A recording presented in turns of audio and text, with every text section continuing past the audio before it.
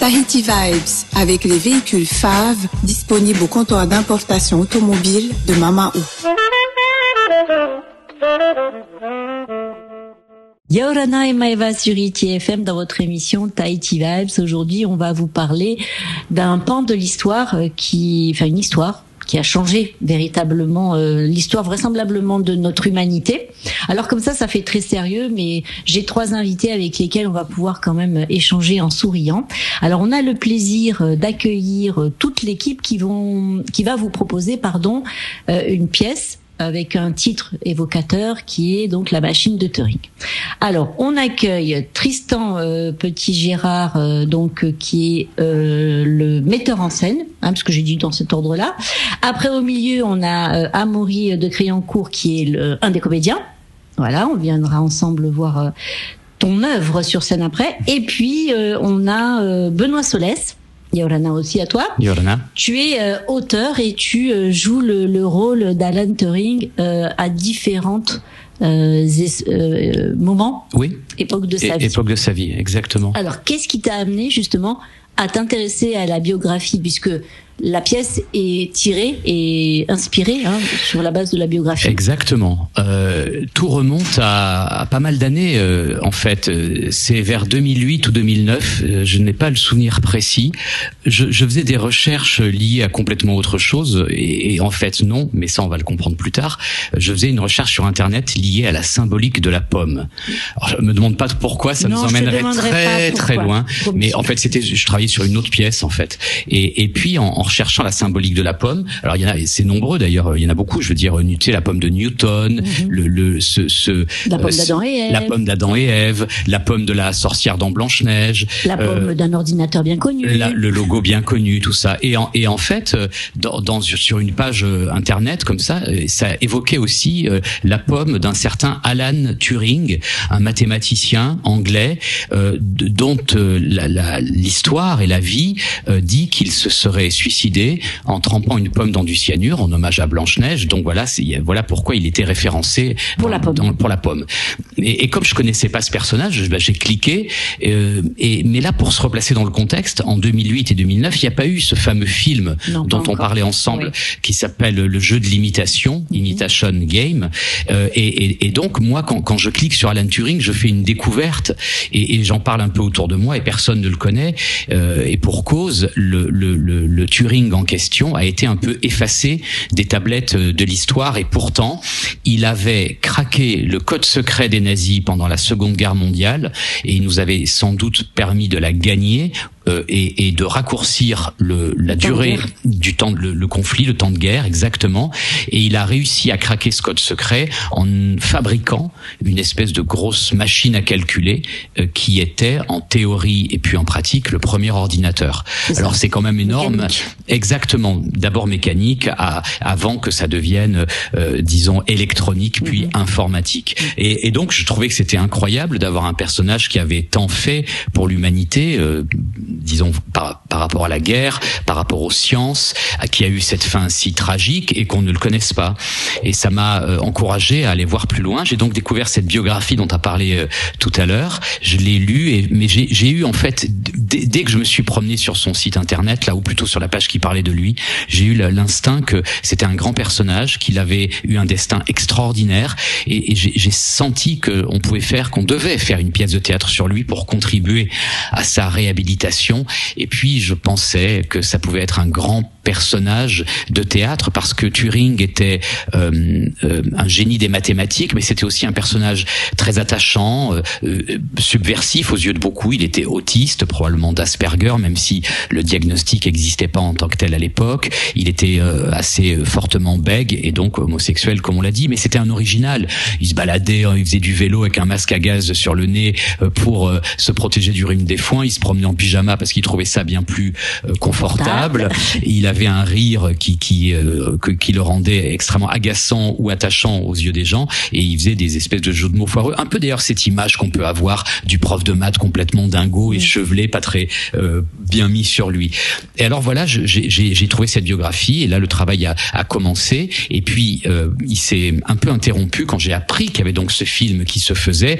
Je me suis dit, ma foi, il y a un grand film, plein de gens le verront au cinéma, sur les plateformes, pourquoi faire une pièce de théâtre à l'échelle du cinéma, on va être dérisoire, et donc j'ai laissé un peu faire, j'ai un peu abandonné le projet. Le film est sorti en 2013, je suis allé le voir et je l'ai trouvé admirable et très beau, et l'acteur c'est vraiment, il est hyper bien fait ce exactement film. Et l'acteur qui joue Benedict Cumberbatch qui joue Turing est formidable, mais j'étais étonné d'un détail qui n'en est pas un, c'est que Turing avait été un peu lissé dans le film. On le voyait tout d'un coup comme un personnage plus propre sur lui, plus convenable, et un peu moins gay aussi, G-A-Y. Et je trouvais très étrange ce lissage. J'ai bien compris que sans doute les canons, les comment dire, les postulats, les obligations, exactement de l'industrie cinématographique, on avait fait un personnage un peu plus convenable, en tout cas aux yeux de ceux qui pensaient que c'était ça d'être convenable. Alors ça m'a donné une petite raison de faire une pièce malgré tout, parce que d'abord au théâtre on est libre, beaucoup plus libre peut-être qu'avec toutes les contraintes du cinéma, et je pensais que le financement n'est pas le même, donc ça donne plus de liberté aussi. Oui, c'est vrai. Et puis je pensais aussi qu'on pourrait montrer de façon plus libre les aspérités d'un Turing, son côté plus subversif, s'attacher plus à l'intimité, pas par voyeurisme, mais parce que le parcours intime d'un homme, ça explique des choses du chercheur, ça explique évidemment des choses dans sa tragédie personnelle, et j'ai construit comme ça une pièce, essayant, et d'ailleurs c'est comme ça que on retrouve les trois personnages que joue Amaury, de trouver un équilibre entre la partie historique, scientifique et personnelle, et c'est comme ça que j'ai écrit La Machine de Turing, que Tristan l'a mis en scène et que l'aventure a commencé. Donc c'est une rencontre entre toi et ce personnage qui a permis de créer cette pièce. Oui, je dois dire que de façon, sans être un fanatique des mathématiques, mais en me sentant attaché et proche de son destin personnel, j'ai senti une affinité avec ce personnage. Et d'ailleurs, pendant les répétitions, ça a été un parcours assez simple pour moi d'aller vers lui. Je crois qu'il y a des personnages comme ça dans une carrière de comédien avec qui il y a cette rencontre. C'est des personnages où tout d'un coup qui exaltent, comment dire, qui mettent en valeur vos qualités et dont même vos défauts d'acteur, parce qu'on en a tous, le servent aussi. Tu vois, oui, bien sûr. Et moi, j'avoue que je me suis un peu connu et confondu avec lui, et j'ai tout de suite eu beaucoup de bonheur et d'intérêt à le présenter aux gens, à le faire connaître aux gens sous un jour plus intime, plus attachant aussi, j'espère.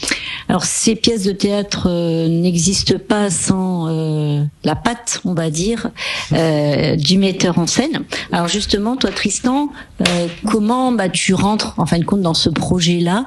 Vous vous connaissez peut-être, je ne sais pas, vous êtes peut-être amis, mais comment on rentre du coup, parce que vu comment il en parle, je me dis qu'il doit bien tenir le bébé. C'est son bébé, on le sent bien.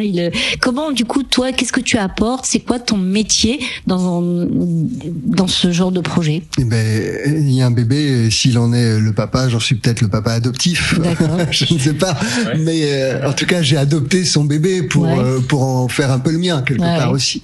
La chance qu'on a, c'est qu'effectivement, on est amis. On avait fait une pièce précédente ensemble que j'avais écrite, qui était une comédie complètement différente, et j'ai lu la toute première version de la pièce et tout de suite j'ai été fasciné par cette histoire, et j'ai pu écrire ma mise en scène à l'intérieur du travail de Benoît.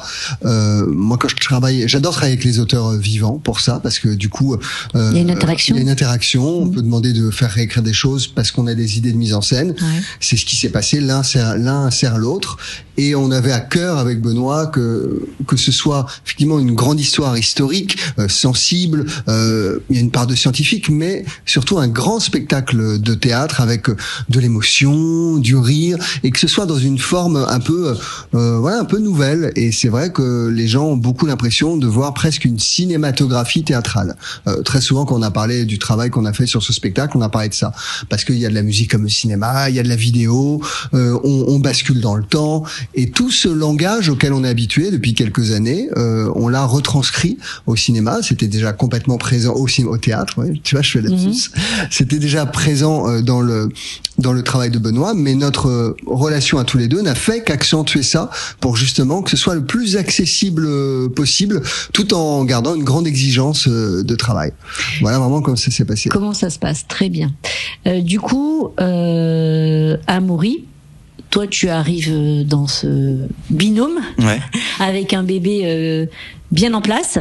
Tu joues 3 personnages. Comment on se fond dans l'équipe aussi? Comment on prend sa part en fait en étant très très bien accueilli par des gens bienveillants. Avec Benoît on se connaissait pas, avec Tristan on s'était croisés sans jamais trouver l'opportunité de travailler ensemble, et c'est vrai qu'il y a eu quelque chose d'assez immédiat.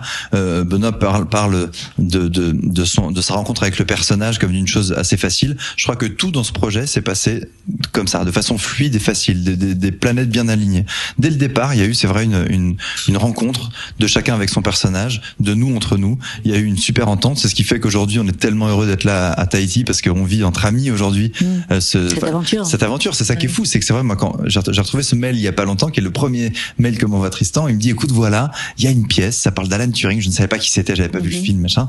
C'est écrit par Benoît Solès. Est-ce que ça te dit, machin? Je lis, je trouve ça génialissime. On se rencontre, il y a une audition et c'est parti. Et on se connaissait pas. Et souvent, on se parle avec Benoît de ce premier regard, de ce premier moment où on s'est vu et où il y a eu un truc de... Tout est une question de rencontre. Exactement. Toi avec le personnage, toi avec le projet, et toi pareil. Complètement. Ouais. Et du coup, j'ai la chance, de faire effectivement 3 personnages qui gravitent autour d'Alan Turing. Ce qui fait que la machine de Turing, c'est un spectacle qu'il faut aller voir, même pour ceux, on parle beaucoup du film, même pour ceux qui auraient vu ce film, c'est que c'est là où le film s'attache sur la machine, courte, en fait. Sur une période courte et sur la machine, et là où effectivement, comme disait Benoît, ça fait un peu ça met un peu un voile de pudeur sur des choses où il n'y a pas besoin d'être pudique. La pièce parle de l'être humain qu'était Alan Turing, donc c'est une pièce dans laquelle on rit beaucoup. Le grand talent de Benoît dans l'écriture, c'est d'avoir fait des scènes de comédie vraiment au début du spectacle où on se marre, parce qu'effectivement on rencontre ce type qui est quand même très bizarre, qui est ce mec qui a ce rire absurde, qui fait des jeux de mots, qui font rire que lui, qui chante des chansons de Disney, qui porte un masque à gaz pour faire du vélo. Qui est ce mec? Et voilà, c'est écrit. Voilà, il y a des scènes vraiment de comédie au départ, et puis après effectivement on rentre dans le vif du sujet où bien sûr Alan Turing a vécu une tragédie, et donc on rit, on est ému, on passe un super moment. Et c'est une pièce en plus qu'on peut voir en famille, parce que ça marche à partir de 12 ans. Il y a aucun problème. Les ados sont devant cette pièce comme devant une série Netflix, et ils le disent d'ailleurs. Et sauf que là c'est du théâtre, c'est en vrai. Et d'ailleurs ils peuvent nous rencontrer à la fin. Nous on est très heureux à la fin d'échanger, de boire un verre avec eux. Et même si vous avez... La tradition tahitienne. Exactement, et c'est marrant parce que on est peut-être un peu tahitien dans l'âme, parce que c'est une tradition qu'on fait nous depuis le début. On a commencé en juillet 2018 à jouer ce spectacle, et depuis juillet 2018 on a à cœur vraiment... Qu'est-ce qu'on a fait comme apéro? Ça c'est vrai. Donc voilà, on est très heureux, et on a hâte de rencontrer les Tahitiens. Alors le public va pouvoir venir à votre rencontre du 11 au 27 novembre. C'est ça. Sachant que, comme toujours, les vendredis et samedis soirs, c'est à 19h30, le dimanche à 17h, c'est au Petit Théâtre. Tout le monde sait maintenant comment on se procure les places pour venir. Moi, j'encourage vraiment les auditeurs à venir vous rencontrer, à venir justement voir ce personnage, parce que tout le monde connaît cette machine, enfin plein de gens grâce au film connaissent cette machine, et en fin de compte une machine c'est rien sans l'histoire d'un homme derrière. On est d'accord là-dessus? Exactement. Voilà. Ouais, je sais, jetez pas trop de fleurs. Non, mais c'est d'une réalité. De toute façon, derrière chaque être humain, il y a une histoire, et celle-là, elle va être passionnante. J'entends bien. Je vous remercie. Vous voyez, ça passe super vite. Oui, mais c'était génial. Merci de nous avoir reçus. On est impatients. Ouais. De retrouver le public, de rencontrer le public ici. Voilà. Oui, parce que c'est une pièce qui voyage, donc il y a vraiment un engouement. Oui, elle se joue encore actuellement au Théâtre du Palais Royal à Paris. On a fait une grande tournée déjà qui nous a emmenés à Nouméa, à Casablanca, récemment à Los Angeles et à San Francisco, maintenant à Papeete. Et c'est vraiment Papeete. Attention, attention. Alors ça, c'est un truc, faut pas se louper. C'est bien Papeete. Mais moi, je suis nul. Moi déjà, je dis très peu les mots et tout, parce que je suis très déjà non, j'y arriverai pas. Non, Yaorana. Si, celui-là c'est le seul que j'ai pour l'instant. Et Maruru. Maruru. Eh ben, tu vois, c'est la base, ça c'est la base. Et la pièce est en français, donc il y aura pas de problème. Ok, merci à tous les trois d'être venus jusqu'à nous. Merci à toi. Écoute, on donne rendez-vous à tous nos auditeurs, on l'a dit, du 11 au 27 novembre au Petit Théâtre. Précipitez-vous, vendredi soir, c'est déjà quasiment complet. Ouais. Donc il faut pas perdre de temps. Petit détail aussi pour ceux qui viennent en famille, donc à partir de 12 ans dans la salle et en dessous de 12 ans à l'extérieur de la salle. Il y a une garderie. Système de garderie. Oui, mais ça t'inquiète pas, va. Les gens, ils sont bien au courant. Génial. Je trouve que c'est génial. Ils font le plein, monsieur, à chaque fois, comme l'apéro après. Merci à vous trois. Salut, merci. Avec un grand plaisir. Et puis, profitez de notre beau territoire. On ne manquera pas. Voilà. Et puis, écoutez, plein de belles choses sur scène. Chers auditeurs, vous retrouverez cette émission comme d'habitude en replay sur notre page Facebook. Partagez. Le partage, c'est ce qui fait de nous des êtres humains. Prenez soin de vous. Passez une belle journée. Allez, Nana, sur la plus belle des radios. Nana. Tahiti Vibes, avec les véhicules FAV disponibles au comptoir d'importation automobile de Mama Ou.